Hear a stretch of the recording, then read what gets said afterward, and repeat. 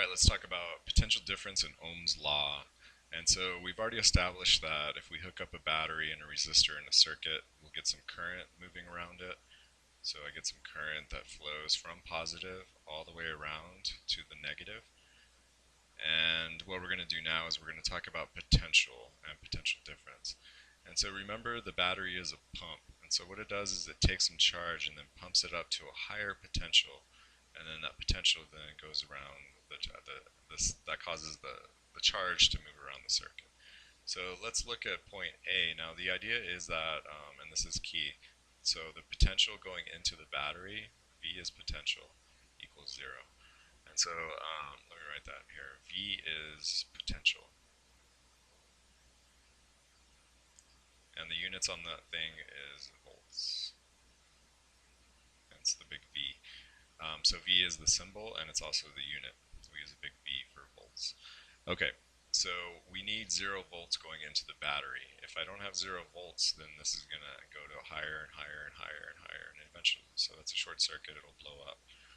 Actually, let me show you this FET-sim. So here's a battery connected, there's no resistor, and then if I hook it up, boom, fire, and these move at infinite speed, there's no resistance in it. So if you were in class, I showed you an example of that. Anyway, so we need 0 volts going in, otherwise things blow up. So the resistor does that, it gets rid of the potential. So let's see, so at point A, what we have coming into A is we have a potential of 0 volts.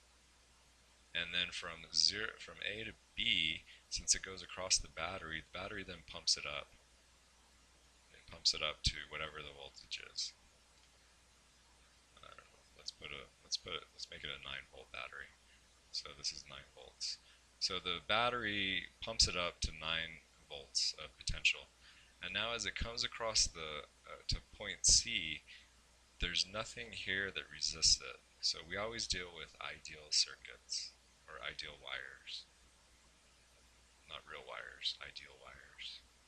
That means that they have 0 resistance. And since they have 0 resistance, the potential stays the same from B to C.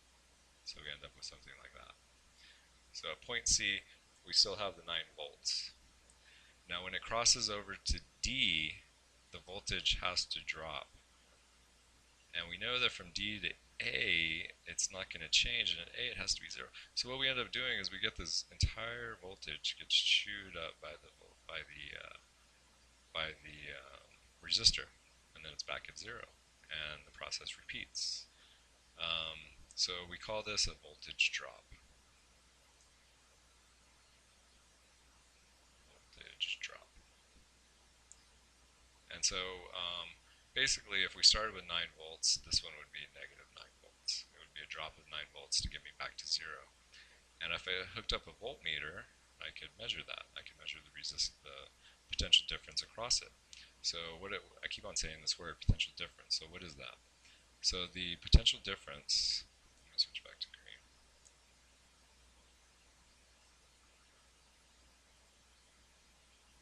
So potential difference.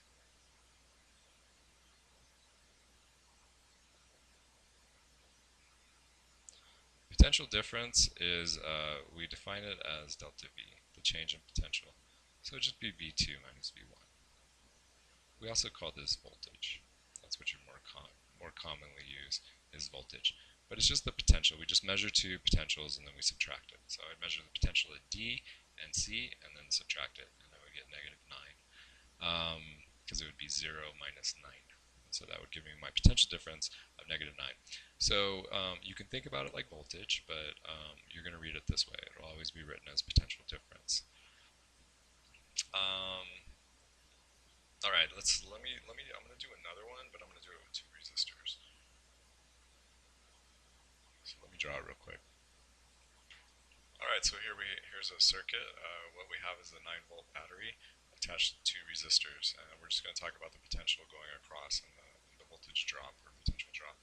And so this is a 9-volt battery, so we know at point A all the charge has been built up to a voltage of 9 volts, or potential of 9 volts. So it would go from 0 to 9 volts, and that's for point A. And then it runs around the circuit, the wire. There's no resistance here, so at point B, it's the same potential. And then it crosses this resistor.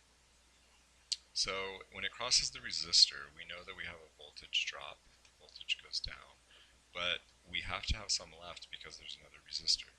It doesn't go back to zero. So what we end up is we'll just get a drop here to point C. And then I drew this poorly because we should add in another one. Let's call it C2. So from C to C2, it would stay at whatever potential it was, C2.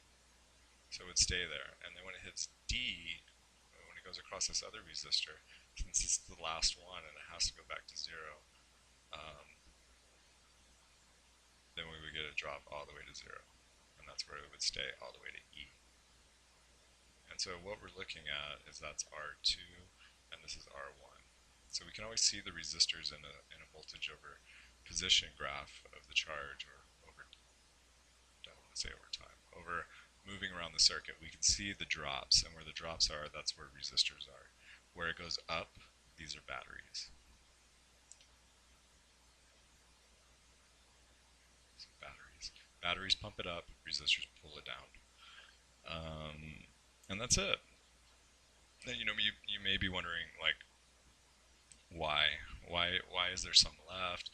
If there's zero over here, how does the charge keep moving? These are all good questions, and so I suggest you take AP Physics 2, and we can answer that.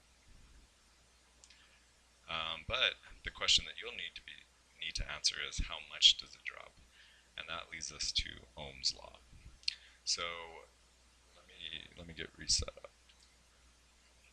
Okay, so Ohm's law. Ohm's law is the big idea that you'll need for circuit analysis. On your equation sheet, it's written as the current is the potential difference divided by the resistance. This is Ohm's law. You can rearrange it depending on what you want to solve for, but let's look on the equation sheet. So we did the electric force and electrostatics. We did current the last time. Resistance I'll talk about, but that's when we get to these two.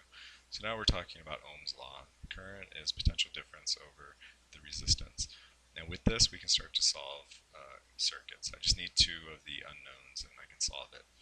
So let's say that this is it's just a 9-volt battery attached to a resistor, call it R1. And let's say the resistance on this thing is 3 ohms. Ohms are little omegas. That's an ohm. Ohms. So that's how we measure resistance. How many ohms? It's units. The symbol is omega. All right. So I know that I have 9 volts. And the question here would be, what's the current? Because I know the potential difference and I know the resistance. So the question is, what's the current?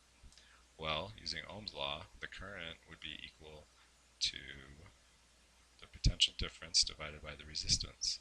And so the current all the way around is going to be 9 volts divided by the 3 resistor. So I get 3 amps. Pretty simple. They're going to get trickier, but you'll see the math is pretty, well, I'll just leave it at that. One thing to note, so you have 3 amps up here, and then it goes over this, so it drops -9, and you still have 3 amps. And this is important, so the current is always the same. If you imagine a pipe of water, so you have this pipe of water. As the water is flowing through here, it can't suddenly change. You can't get, without changing the pipe itself, it's the same pipe, just like the same wire. So you couldn't get a current moving and then all of a sudden you get twice the current for no reason. That just doesn't make sense. So it's the same. And the reason that it's always the same is because of conservation of mass. Conservation of mass. You have to remember that these are actual charges that are moving through here. And so if I move 5 of them through this little piece, well, 5 have to be pushed out through this piece. We can't destroy or add in new ones. They just push each other along. It's like a crowded hallway. All right, what if we have well, we don't want to do multiple resistors. Let's do another example. All right, so let's say we don't know. So what's the potential difference here of this battery if I have a single resistor and my resistance here, let's make it a 4 ohm, and then I know that I have a current of 3 amps, and it's going this way because the positive, it goes in this direction.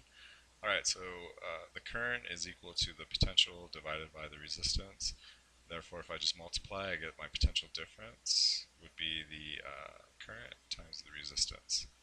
So my current is 3, so I would get a potential difference of 3 amps times 4 ohms. So that's a 12 volt battery. It's a 12 volt drop across here is what I'm measuring. That's 12 volts. It's minus 12. But since this is the only resistor, that's also the potential difference down here. That's what's supplied by the battery. And that's basic Ohm's law. The one thing to, I guess we can talk about no, I'll talk about it when we talk about resistors.